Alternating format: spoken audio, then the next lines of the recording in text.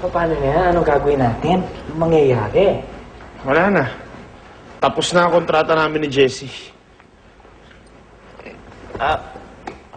Means? Maghihiwalay na kami ni Jessie. Teka, bossing. Paano itong bahay na to?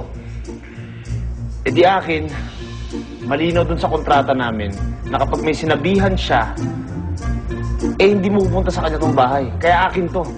Teka, bossing. Di ba sabi dapat kasalanan ni Jessie? Kasalanan ba talaga ni Jessie? Sino pa bang magsasabi kay Luigi kung hindi siya? Sandali lang ha. Technically kasi, si Mr. H ang unang nakaalam tungkol sa kontratang to. So, ibig sabihin, sa kampo natin yon nanggaling ng impormasyon. Bossing, ikaw ang lalabas na may kasalanan nung kaya dapat ibalik mo yung bahay kay Jessie. Which means? Which means, malalaman lang ni Jessie ang impormasyon na yon kung may magsalita sa inyong dalawa.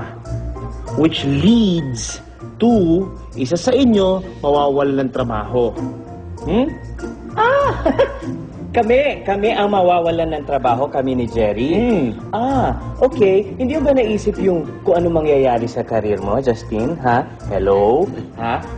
Isipin ng mga tao, niloko mo sila. Ang mga endorsers mo, magbaback-out line, idedemanda ka. Ano to, kakalat to sa mga media? Pagpipiestahan ka na naman ng mga pera ng mga reporters katulad ni Chiki, pera na parot. Ha? Saan ka pa? Paano si Luigi? Paano kung ilabas niya ito sa media? Ano na mangyayari? Di ayun na, nag-confrontation ang dalawang bida. Nalaman na ang tungkol sa kontrata na fake pala ang kasal nila. Di kayo very true to life to at mahalata ko ni Luigi. Ay. Hello? Hello, Jessie. Kumusta ka na? Eto, okay naman. Tinatapos ko na yung kwento kasi, di ba deadline ko na sa'yo?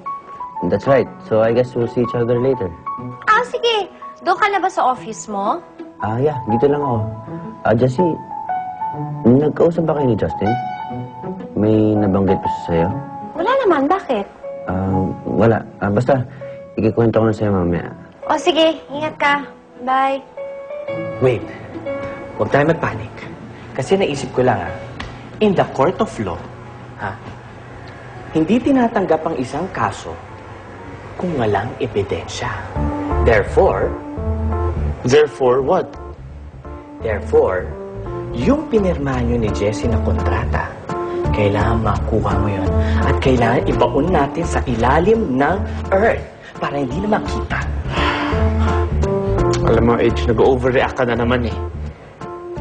Sinabi na nga ni Jessie kay Luigi, kaya alam ni Luigi yan lahat. My darling, Justine, hindi ako nag-overreact, okay? Ginagawa ko lang na solusyon tong problema natin para hindi na lumala to. Sigurado, yung kontrata, andito lang nakakalat yan sa loob ng bahay, kaya hanapin na natin nang sa ganun kung sakali lang na pumutok tong issue na to, at least meron tayong strategy. Strategy, I like that. Kaya go, hanapin na natin. Anong ginagawa mo? At sabi mo, nakakalat lang sa bahay. Wala dyan. Gaga, ano pa maglilinis ang bahay? Hanapin dyan. Pwede ulit tayo mag-set ng meeting para makumbinsin natin si Justin na ibenta uli yung bahay. Well, I think it's first, kailangan natin ng copy ng contract na yan para we know what we're dealing with. At para alam din natin yung terms ng contract. Sir, mawalang galang na ako, bakit hindi lang kayo humingi ng kopya ng kontrata kay Jessie? Magkikita kami ni Jessie mamaya. I'll see if that's possible. Wala dito.